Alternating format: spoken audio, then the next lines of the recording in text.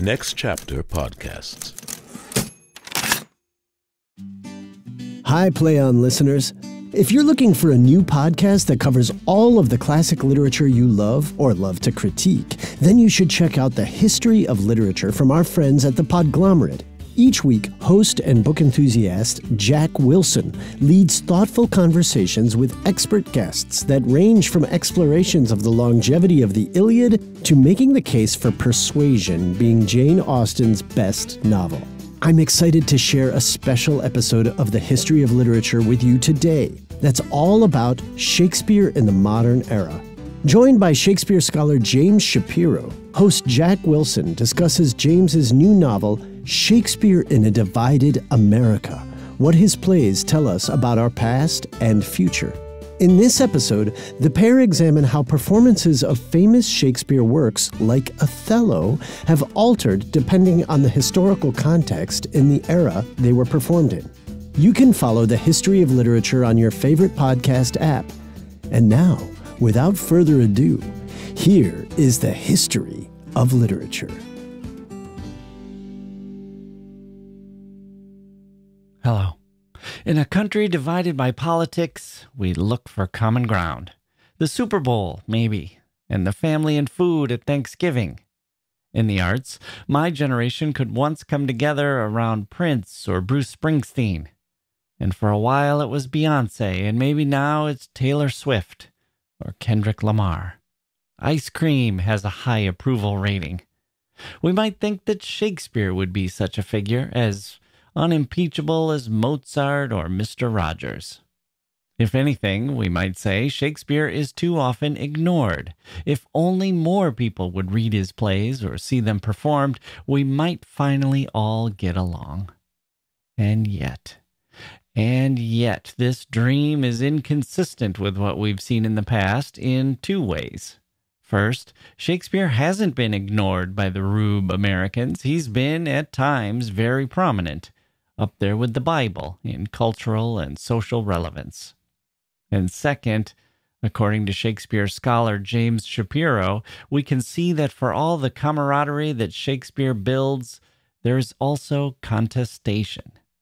As much as many want to believe in the universality of Shakespeare's plays, Shapiro writes, it is more accurate to say that while they may be read by almost everyone, we often disagree about what they mean and how they ought to be staged.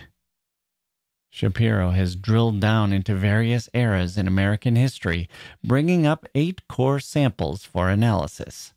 What he finds in every case, whether it's miscegenation in 1833 or left versus right in 2017, through manifest destiny and class warfare and assassination and immigration and marriage, adultery, and same-sex love, is that throughout the decades and centuries, on topics of the deepest concern and that raised the bitterest of battles, Shakespeare was there too, shining light and exposing shadows as only his works can.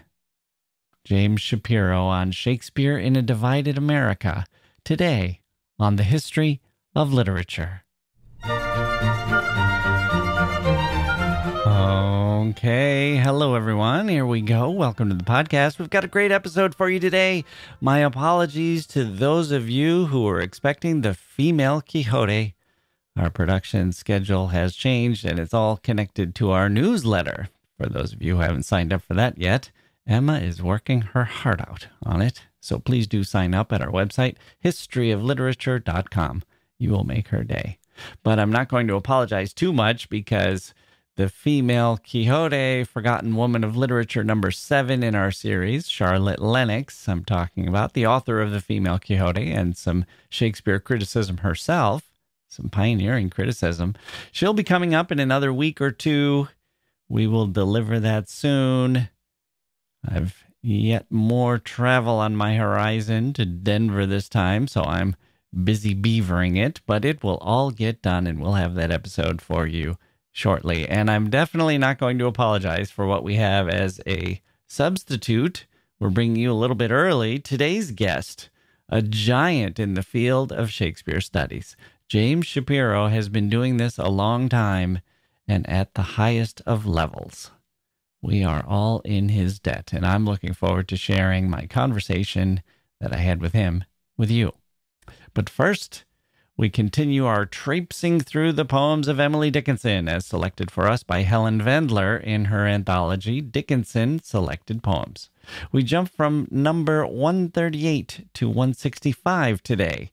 This is a tricky poem, one of the more complex ones we've looked at. It starts with something Dickinson has never seen. Writing from her vantage point in her quiet life in New England, volcanoes. But she's read her Keats, and she's learned her history of Vesuvius and Pompeii, and she can imagine a couple of other things besides. How volcanoes can be like humans, like human faces, quiet on the surface, but smoldering within. And what it's like to keep that energy and heat submerged until it erupts, if it ever does. And how destructive it can possibly be, but also what happens if it doesn't do that destruction. So let's hear the poem. It's 5 stanzas of 4 lines each, all short, in Dickinson's customary way. Number 165. I have never seen volcanoes, but when travelers tell how those old phlegmatic mountains, usually so still, bear within appalling ordnance, fire and smoke and gun, taking villages for breakfast, and appalling men. Okay, let's pause there. 2 stanzas. We really don't have much difficulty with these. It's set up like a story about the volcanoes, and here's the key. Here's what's getting us ready for the next 3 stanzas, getting us ready for the pivot. But, right? When travelers, I haven't seen volcanoes, but I've heard people talk about them. But when I hear people talk about them, that's what she says. When I hear people talk about them, how they stay still, but they have this arsenal within them, a whole ammo dump of ordnance, fire, smoke, and gun, capable of taking villages for breakfast. We know what volcanoes can do. She calls the ordnance appalling, and then she says it appalls men. Interesting double use of appalling there, both an adjective and a verb. So she's saying, when I hear about all this, ... we know she's about to shift into what it makes her think about. And indeed, this is what happens in the next stanza. Let's go back to the poem. If the stillness is volcanic in the human face, when upon a pain titanic features keep their place. Here she's inspired by Keats, Vendler argues.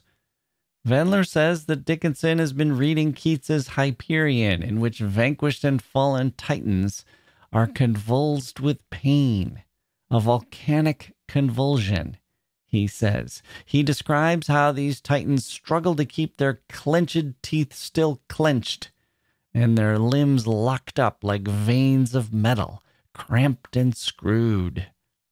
A pain titanic, Dickinson relates, the human face not reflecting it, like the calm exterior of the mountain while the lava boils within.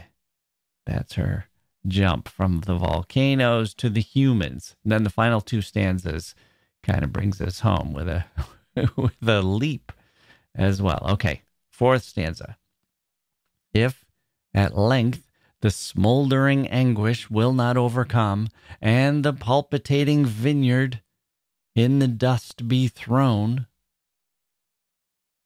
what happens to volcanoes that don't erupt? What if you never get that release and that destruction? What if the face remains still forever, never releasing that pain within? Pain of, what would it be in a human? Pain of desire, maybe, or frustrated hopes, or nightmarish trauma, or fury at the world or someone in it. The pains of jealousy, the pains of resentment, the pains that you know as well as I do. Well, what then? if the vineyards of a place like Pompeii don't end up covered in ash, destroyed by our internal pain, and the mountain stays calm, and if we as humans keep all that struggle suppressed, what then? What then? We have one more stanza, the fifth and final stanza. That's either going to tell us what's going to happen or it's not, right? There are two ways to go here at this point. One way is to say, well, if X never happens, then Y will happen instead. Another way is to double down and say, what if X never happens? And here's something else that won't happen either. What if there's X in the fourth stanza plus more X in the fifth stanza? And we will leave the Y to you in your imagination. That's maybe a little closer to what but Dickinson, I think, is giving us a third option. Let's hear how she handles it. Fifth stanza. If some loving antiquary on resumption morn will not cry with joy, Pompeii, to the hills return. There it is. It's hard to believe she does all this in 30-some words. She doesn't say, if we never erupt, or if our pain stays within, then Y will happen. And she also doesn't really say, what if we never erupt? And here are a couple of different ways to say that. She jumps right to resumption morn, the moment when the dead shall rise, when people and souls shall ascend into heaven. Emily had complicated feelings about resumption morn because she had doubts, religious doubts. Now, this poem is pushing me to my limits here. Let me try to unpack it. There's so much stuff to balance against so much other stuff. So here we are in the fifth chapter. We've been talking about volcanoes. We've compared it to a human face and the smoldering fury within, the smoldering energy within a human that's been stifled. And we hear, well, what if that doesn't erupt? And then suddenly we get some loving antiquary. On resumption more. Who's a loving antiquary? I'm going to posit that this is meant to conjure up an old person who was in love. And in fact, let's say that he erupted with it. He was not a suppressed antiquary. He was a loving antiquary. Maybe the loving was when he was younger. Maybe that's her way of saying that he erupted. Right? Now he's older, an old man. He's died. And maybe he died some time ago, having leveled the city of Pompeii with the lava and ash within him. He's destroyed whole villages for breakfast. This person could also be a woman, I guess. Maybe I should be using she. What does such a volcano of a person have to look forward to on resumption morn? The undoing of all the destruction that she set forth, that she caused to happen in life. Right?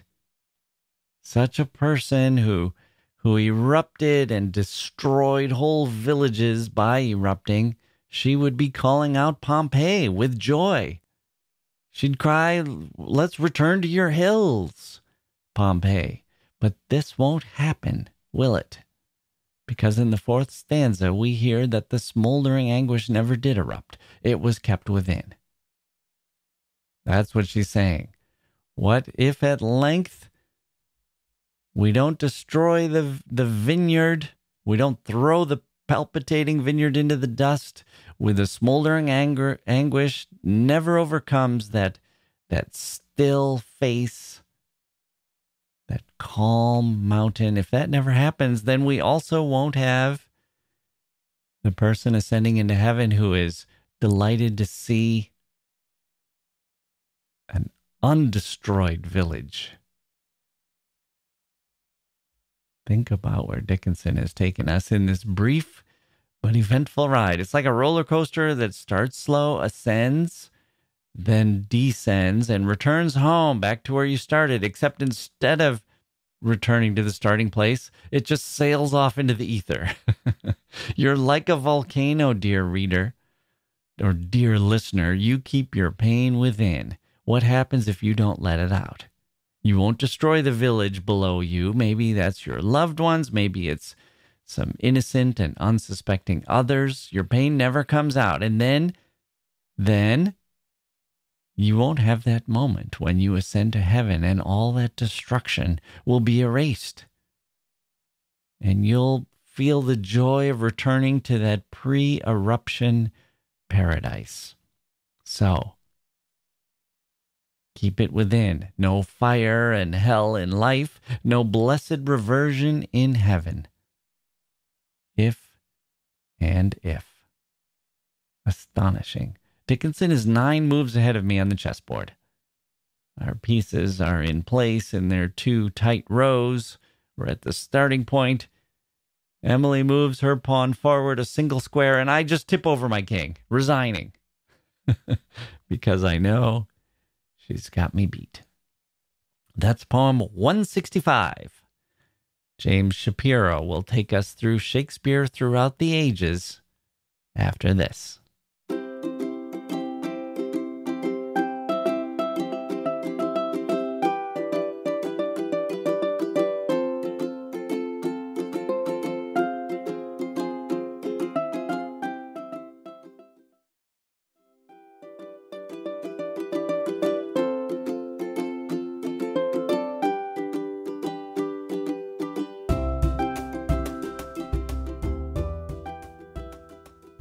Okay, joining me now is James Shapiro, who is a professor of English and comparative literature at Columbia University, where he has taught since 1985.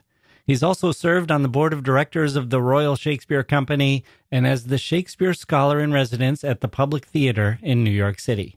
He's written several award-winning books on Shakespeare, including the recent The Year of Lear, Shakespeare in 1606. And he's here today to discuss his book, Shakespeare in a Divided America, what his plays tell us about our past and future. James Shapiro, welcome to the History of Literature. Delighted to be with you today. So we generally think of American political rhetoric as being dominated by empty platitudes, and maybe now and then somebody quotes the Bible or Abraham Lincoln, but you've found numerous instances where Americans have drawn upon Shakespeare to help them wrestle with the issues of the day.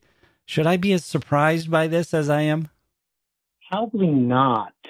Historians don't look to the arts, for the most part, to describe the trajectory of this country. And going back to my high school days, I don't think anybody ever mentioned the ways in which Shakespeare, in a way, shaped the thinking of presidents and politicians over the past 200 years or so. But if you go back and look at it as I've done, it offers a kind of different story of our nation's history. Mm-hmm. Okay, well, let's start in the early years. How was Shakespeare used by politicians and pundits before the Revolutionary War? That's a really good question. And I would say that's one of the least studied issues in Shakespeare and in American political history. We know that there were parodies of to be or not to be from Hamlet on both sides of the revolutionary divide before 1776. We know that a production of Coriolanus up in New Hampshire kind of used the play to make statements about the military and its preparedness at that time. But in truth, Shakespeare had not yet saturated the nation's, if you will, public conversation. There are different pieces that are interesting. There was the so-called Cherokee Othello down in Virginia, in which Native Americans were invited by the colonists to see one of the earliest productions of Shakespeare in the country, to help in their negotiations with those Native Americans. And there was a slave ship sailing from Newport, Rhode Island, named the Othello, which sailed off to Africa to pick up slaves. Why anybody would name a slave ship Othello is beyond me, but all these things help illuminate the kind of nooks and crannies of the cultural imagination at that time. And then things really seem to have taken off in the early 19th century when Shakespeare became popular. What was behind that? How did this happen? Were people reading them, watching performances, or what happened to ignite the interest in Shakespeare in America in the 19th century? In a number of states, I'm thinking of Quaker Pennsylvania and pretty severe Protestant Massachusetts, playgoing was not allowed. It was different in New York. It was different in, say, the South and Virginia and elsewhere. So the staging of the plays only took place gradually and mostly began with touring British actors coming to America. It took a while to establish really great American actors. People were reading Shakespeare, but Shakespeare was mostly read in books that would pull out and offer as examples great speeches from literature. So, for example, young Abe Lincoln in his log cabin in the Midwest picked up a book that his stepmother had brought with her that had 20 selections of Shakespeare and more or less had them tattooed inside his skull for the rest of his life. And he would recite these every chance he got. So that was the way in which, for the if you will, literate and Harvard-trained classes of the day, Shakespeare entered the culture. For those in the upper echelon, presidents like John Adams and his son John Quincy Adams, Shakespeare was very important for them in figuring out some of the key political issues of the day. John Adams famously wrote a letter to his son, John Quincy Adams, in 1805 saying, I'm reading all of Shakespeare's histories because if you want to know what is potentially dangerous and wrong with the political system the founding fathers have created, you'll find it in the backbiting and treachery and disloyalties of Shakespeare's histories. And his son, John Quincy Adams, would famously write an essay on the character of Desdemona, and I write about this in the book at length, in which he struggles with the question of a white woman desiring a black man. And I should say that John Quincy Adams, as far as the history books are concerned, is one of the great abolitionists of his day, fighting slavery tooth and nail, even after leaving the presidency, re-entering Congress in order to continue that fight.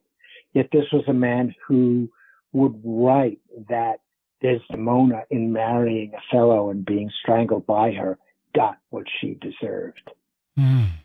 So were they looking, I mean, I'm thinking of plays like Julius Caesar or the Henry plays or Richard, where it sort of looks at factions and power struggles and so on. But there's also, as you're kind of suggesting here, the psychology of the characters and sort of saying, well, here's what we may need to prepare for with whether it's a king or a president, anybody who is taking power. This is what might come to their mind, or this is what human nature being what it is might lead them to do.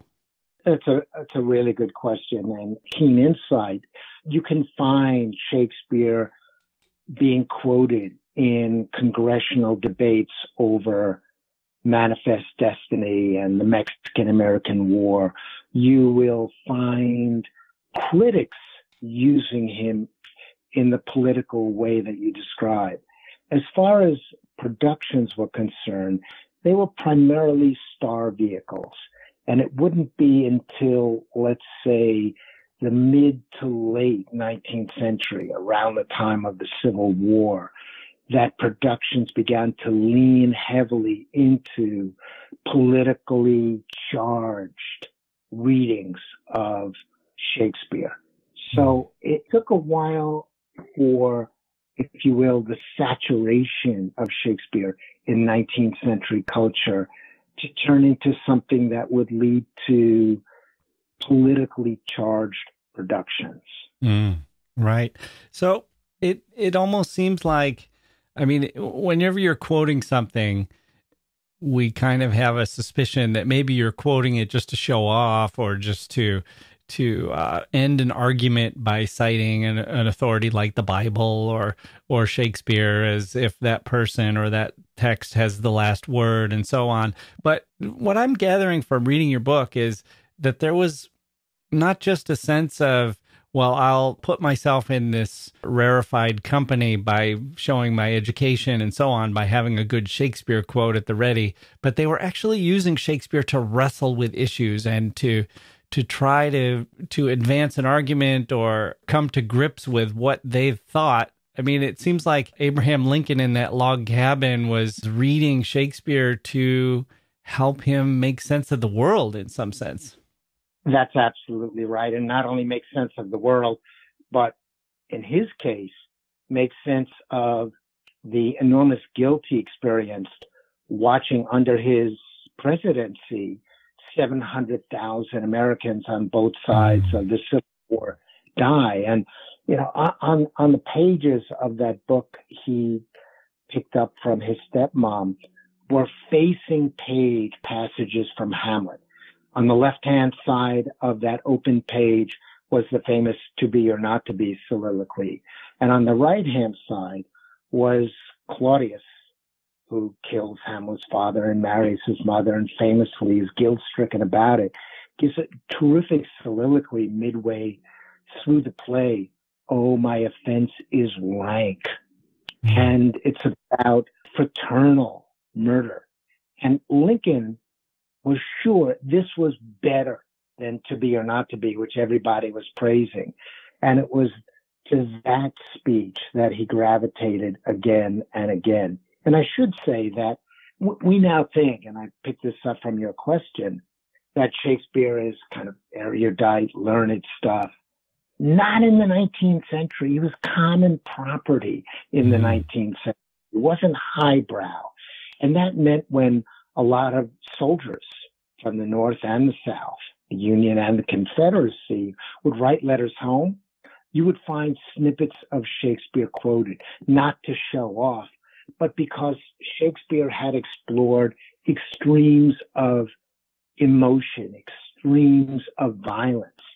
And as these young, for the most part, men were encountering things that they had never experienced in this brutal Civil War, Shakespeare helped them put words to what they were experiencing. And we might find young people who chafe a little bit at Shakespeare and the language, but for a populace that was steeped in the rhetoric of the King James Bible, it probably felt like kind of a close cousin to that. And it was. The Bible and Shakespeare's plays, the King James Bible, are written at the same moment in England, so that the sounds of Shakespeare can become a secular scripture for America. And just this week, a half dozen friends shared a newspaper or online story from Florida that schools are cutting back on Shakespeare's plays because the language is difficult, or bawdy and the rest. And it just is so disheartening that far less well-educated 19th century Americans, farmers, laborers, immigrants, could own Shakespeare. And we're at the moment where, for some school boards, he's being thrown overboard. You feel this with teachers in middle school and high school, that they almost feel like the attention span is so limited, and Shakespeare has such a reputation of being medicine that's good for you and so on, that they almost have to sell it by saying, it's like the way people try to sell Chaucer, where they say, no, actually, you guys are going to like this because it's kind of subversive, and there's a lot of violence in it, or it's a little smutty, or, like it's taking away something that a tool in the tool belt of the teachers who are trying to keep their classes' interest. Once you have to say, this joke's going to be funny. Yeah, right.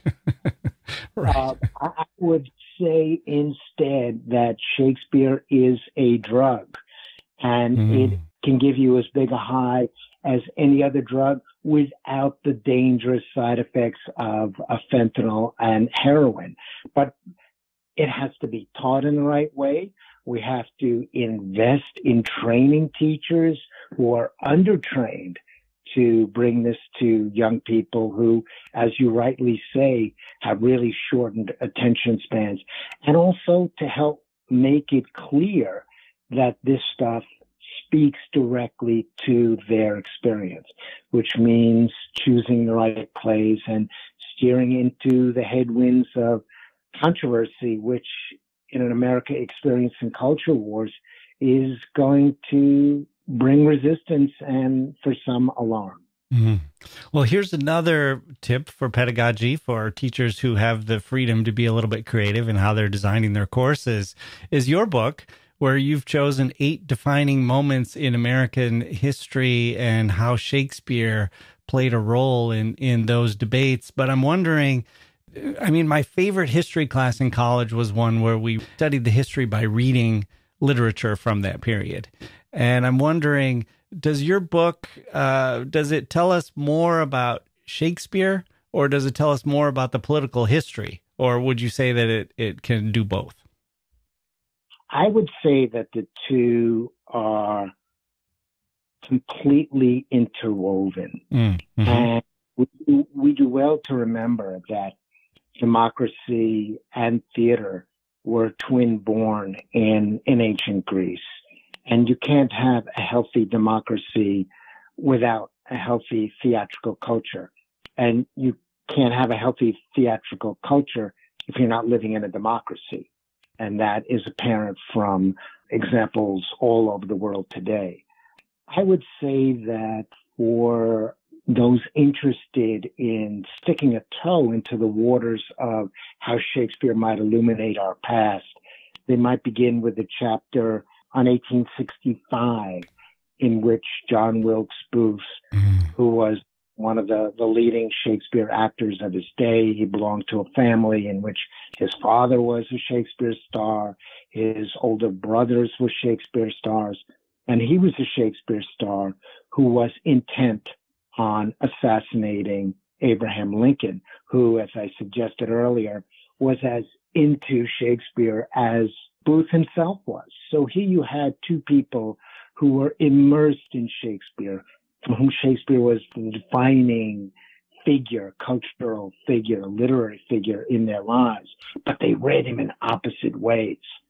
So when Booth read Julius Caesar, he was sure that this was a play that justified his assassination of a man who would be tyrant, Abraham Lincoln. And there's just great irony in how differently these two, if you will, Shakespeare aficionados read the plays. And in this case, I don't want to blame Shakespeare for Lincoln's assassination, but it was an integral part of it. And in the days after assassinating the president while he was on the run, Booth again and again quotes from Shakespeare trying to justify his actions in a little diary that he kept. So that's a good example. And for those who want something a little more daring, I would say look at the chapter from 1845 on Manifest Destiny. Manifest Destiny was this movement to expand the reach of the United States all the way to California, into Texas, and maybe Mexico. And it was opposed by those nervous about turning the United States into an empire. And that chapter turns on two individuals. One was Ulysses S. Grant, who was sent with 4,000 other soldiers to Corpus Christi, Texas, to provoke and invade Mexico and essentially occupy and take over Texas and make it one of the United States. And while these soldiers were waiting to be sent into battle, the officers knew that they were drinking and fighting and carousing. So they ordered them in to build a theater. The officers themselves, all men, decided they would act out a play, and the play that they chose to act out on the eve of the Civil War in many ways was Othello. And they just couldn't find a woman to play Desdemona. First they picked General Longstreet or soon to be General Longstreet. He was a lesser officer at that time, but he was a football player, a big burly guy, just looked wrong for the woman's part. So they hit on this girlish young officer who looked, they said, great in a dress. And that was Ulysses S. Grant, who rehearsed the part of Desdemona. And I suppose for the rest of his life, when he led the Union forces and later became president of the United States, was able to see the world through the eyes and, if you will, dress of a young woman who desired a black man. And this is the sort of story that I'm keen on telling and putting into the conversation about the more complicated ways in which our nation took shape. Yeah. Okay. Let's take a quick break, and then we'll come back with some more of these eras that you chose.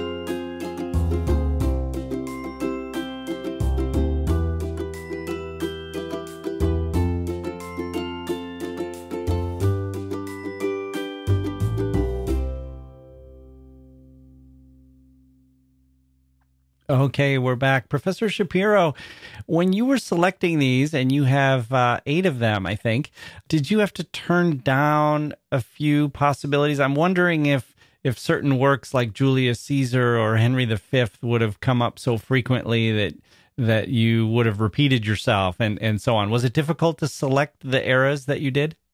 That's a good question. I like digging down and doing core samples from history. And I wanted to include something from every, if you will, generation of American as Shakespeare swung into prominence in different ways, whether the issue was class warfare or immigration or marriage or the division between the left and right. So I tried to, and I should say that Shakespeare may have written 35 to 40 plays, but in America, it's really just a half dozen. It's Romeo and Juliet, Macbeth, Richard III, Hamlet, King Lear, and Othello. Maybe more recently, The Merchant of Venice and The Tempest of Thought. But it's a pretty small mini canon within that canon. So I wanted to focus on works that really spoke to those issues as directly as possible. And yeah, I did have to leave out stuff, including plays that I love, Henry V, and even situations that I thought Shakespeare played a major role in. I'll give you one example. In the late 1890s, in 1895, there was a railway strike. The Pullman Railway had tremendous control in the United States and sought to break up a union strike at that time. And in fact, it became nationalized, and the president called in troops to break up that strike. And one of the individuals who responded to this was Jane Addams, who was a great social reformer. She lived in Chicago. She was upper crust Chicago. Her dad knew all the leading figures in this controversy, and she wrote one of the most brilliant essays on Shakespeare that any American has ever written, called A Modern Lear. And in it, she writes about how Pullman, who was opposed to his workers, should have learned the lessons of Shakespeare, should have read Lear more carefully, and saw the bloody Pullman strike as what she called a modern Lear.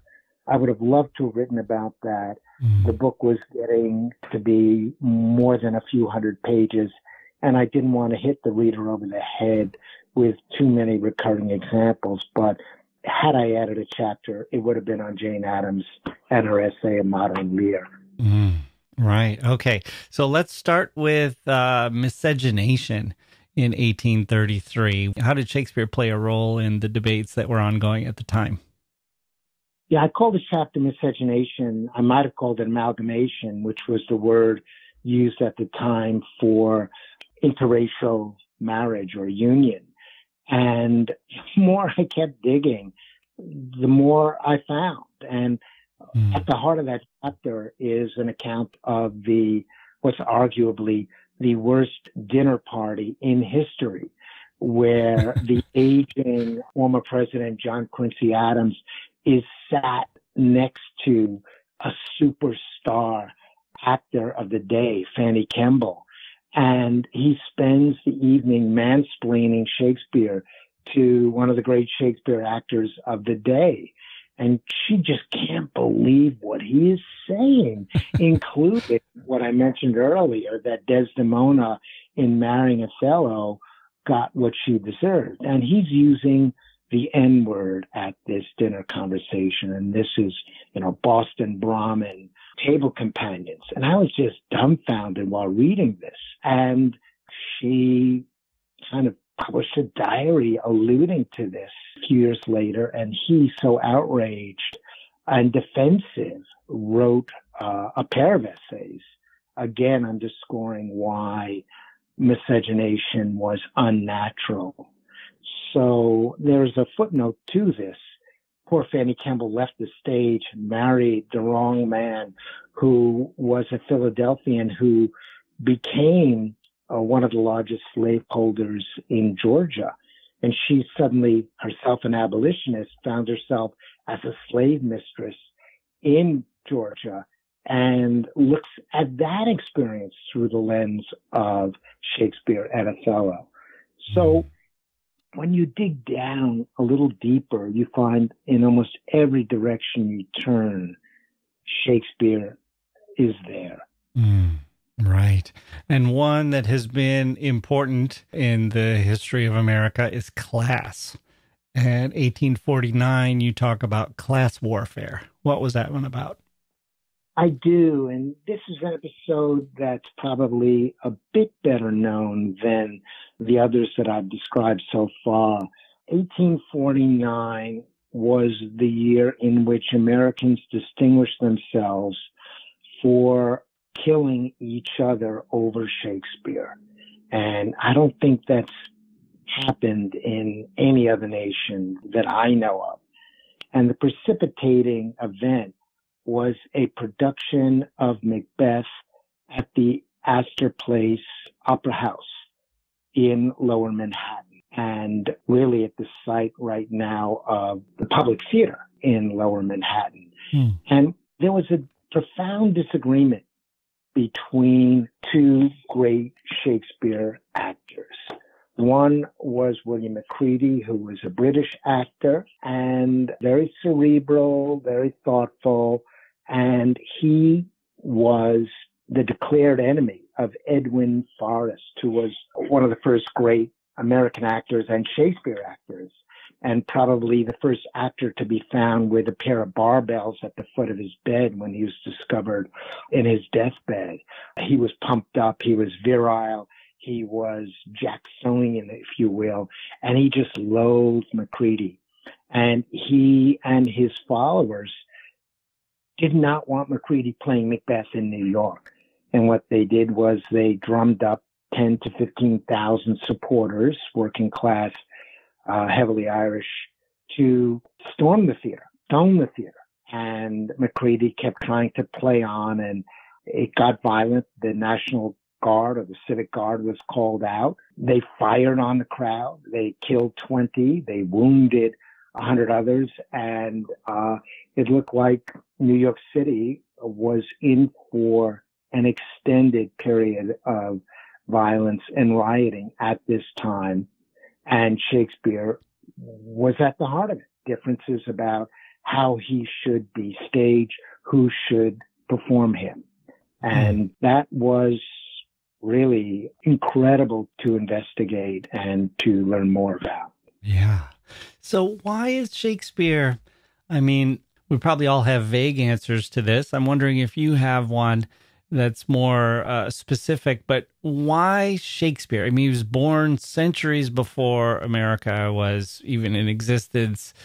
why not Homer or Plato or a more recent writer like Emerson or Melville or Walt Whitman or Emily Dickinson?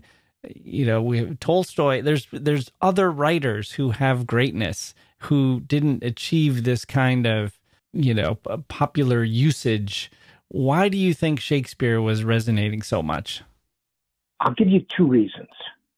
One is that Shakespeare is writing in 1600 at a time when so many of the things that are central to our existence, the notion of the family, stable gender identity, the political nation state, notions of racial difference are all being confronted and in a way codified for the first time. And we are heirs to those unresolved contradictions. Is it better to have what Shakespeare lived under, a monarchy, or is a republic or democracy an improvement on that form of government? Are Jews and blacks different than us? And if they are, in what ways? Again and again, the issues that we are still struggling to resolve are there. And I think Homer and Emily Dickinson, and I can name 20 other writers, would be wonderful models, but they are not playwrights. And the beauty of plays, especially Shakespeare's plays, rather than a more didactic playwright, Shakespeare's plays pit competing views against each other. Right. There are some people who read Julius Caesar as a play about the need, as John Wilkes Booth mentioned, to assassinate a proto-tyrant. And there are those who read it as the rise of tyranny. So Shakespeare's setting his plays on razor's edges, and he doesn't tilt one way or the other. And for that reason, it's so easy to mobilize his work on behalf of one view or the other, as plays Coriolanus and Macbeth have long been appropriated. And there's a certain kind of openness that can be worked with so that a play like King Lear is not over time stable in meaning. Does King Lear do what he does because he's suffering from Alzheimer, or does he do it because he's becoming tyrannical? So it allows new generations of artists and students to stage and read these plays and argue about them. And we don't really have common ground any longer to argue with each other in this country. We could have polls, we could have votes, but we don't sit down across from each other and have something we can share. And right now, Shakespeare, although this is eroding a bit on the right, Shakespeare is still considered common property across the political spectrum. And when no longer the case, I fear for our democracy. I'm kind of reminded of different political elections where in New Jersey, where both candidates would express their love of the music of Bruce Springsteen. And Bruce Springsteen, you know, on the one hand, he will sort of say, well, he has a side and he would prefer that the other side not use his songs. But I also always kind of thought, you know, there is at least something valuable about being able to say, well, we at least have Bruce Springsteen in common. We both admire what he's saying, even if we interpret it in different ways. And then there's room to maybe have a discussion, but you at least come with this kind of shared ground of we both acknowledge that this is important and meaningful and speaks to us in some way. Yeah, that's a perfect example and exactly what I'm describing. So does Shakespeare help us find our way forward? Has he done this for Americans, or does he illuminate the divisions and present both sides, and then it's up to us to figure out where we go next? It's only up to us to decide, even in Shakespeare's own day when he's writing for audiences that flock to the Globe Theater to see his plays. I don't think he was telling them what to do or what to think. He was telling them what they need to think about in terms of all the things that matter to us and still matter to us. So it's up to us. I think if my book shows anything, it shows many of the points where our nation went off the rails, killed presidents, erupted in violence in New York City, supported segregation and slavery. So I'd like to think that Shakespeare is a guiding light, but he wouldn't want to be seen that way. And I don't think I would want to see him that way. And I have to say, having taught his plays to students for most of my adult life, one of the most exciting things is seeing how the plays have changed from one generation of students to the next. How have they changed? I'll give you two examples. When I started teaching back in the 80s, and I would teach Julius Caesar, 80 or 90% of my students loved Brutus, who was leading the conspiracy to squash a tyrannical Caesar. Mm-hmm. Now the other way entirely. 80 or 90% see him as a deluded academic type who doesn't see beyond his own situation and is the worst intellectualism and self-justification. And I would say an even better example is a play like As You Like It, which is about the slipperiness of gender, in which you have a young male actor, a teenage boy, who's playing Rosalind, dressed as a girl, then dressed as a boy, and the layers of, if you will, gendering are so powerful. But it's something that my students just get today, even as they get in like a poem that I teach, The Rape of Lucrece.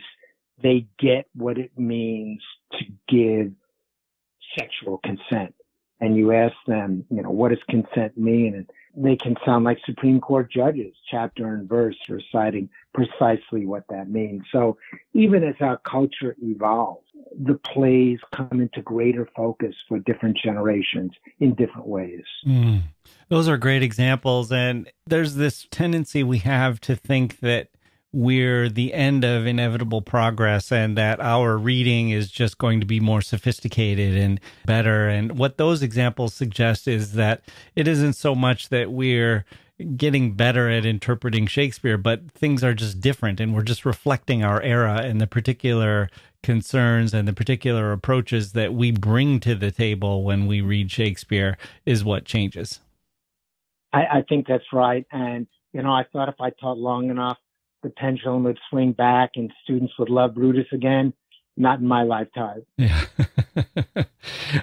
Do you think that Shakespeare's importance and relevance, do you view it now as something that is on a trajectory and it's fading, or do you view it as cyclical, or what has your long experience teaching Shakespeare suggested to you about the way in which Shakespeare is viewed by our society?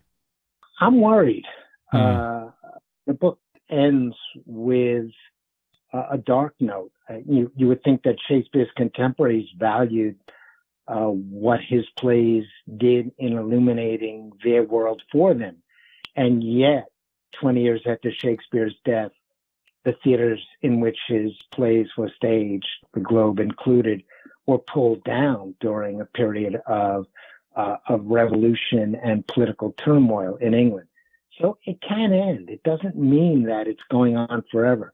Yes, 90% of students who are in high school in America, the last time anybody checked, were reading Shakespeare.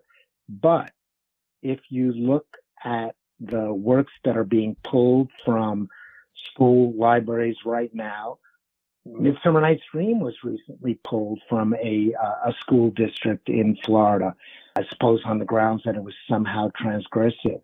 When Midsummer Night's Dream is no longer to be found by a kid looking for clarity and illumination in her life or his life, there's something rotten in the state of Florida and perhaps other states that are moving in this direction. It almost seems to, another fear that I have is that as algorithms become kind of the driver of the entertainment that's served up on streaming services, and as Hollywood gets more and more cautious about putting out anything that's not a sequel or an IP that's already familiar to people, that basically we end up serving up the familiar and what people have already experienced, and we're not giving there's not enough room for the new or the challenging or the something that illuminates divisions as well as just the merely comforting and the familiar. And it seems like we're being trained in a sense to not be able to handle something like Shakespeare, where if what we're used to getting is things that are only going to deliver what we've already received and what we've already kind of checked on our list as something that we like, where's the room going to be for something where you could see both sides of an argument? That's beautifully put. And it does keep me awake at night. And I have to say, it doesn't have to be directly Shakespeare. It could be young artists working in film or music or other forms of popular entertainment that, shaped by Shakespeare, go on to create in other realms where the Shakespearean is not so visible, but it's part of that. And right now, Barbie is playing in movie theaters across the world and has earned over $1 billion. And it warms my heart because its director, Greta Gerwig, sat in my Shakespeare class some years ago. And I hope imbibed a little of that, gave her the confidence and the drive to accomplish what she has since done. So the society that invests in the arts is the society that's going to thrive, and the one that sees little value in them is going to become, to my mind, a deeply divided and vulnerable one. Okay, the book is called Shakespeare in a Divided America, What His Plays Tell Us About Our Past and Future. James Shapiro, thank you so much for joining me on the History of Literature. It's been a pleasure. Okay, that's going to do it for this episode of the History of Literature. I hope you enjoyed it. My thanks to Professor James Shapiro. Do check out his book and all his books. Really, they're all exceptional when you get the chance. Next week, we'll look at Ursula Parrott, someone you might not have heard of before, but trust me on this one, you will want to know more about her. A fascinating life, right there in the Jazz Age alongside F. Scott Fitzgerald, a bestseller who used her celebrity well, if not always wisely.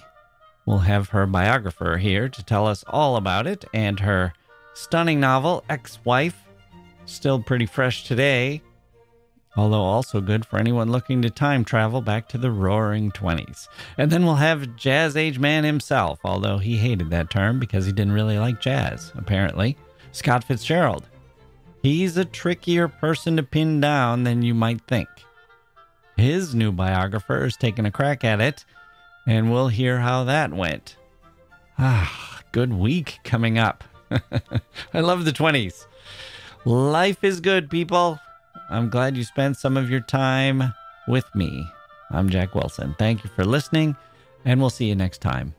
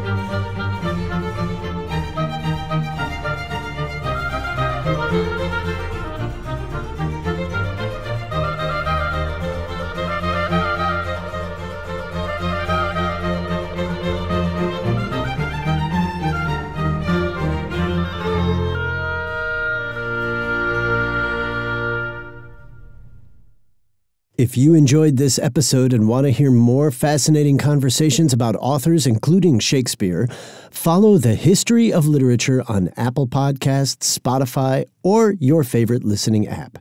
Tell them Next Chapter Podcast sent you.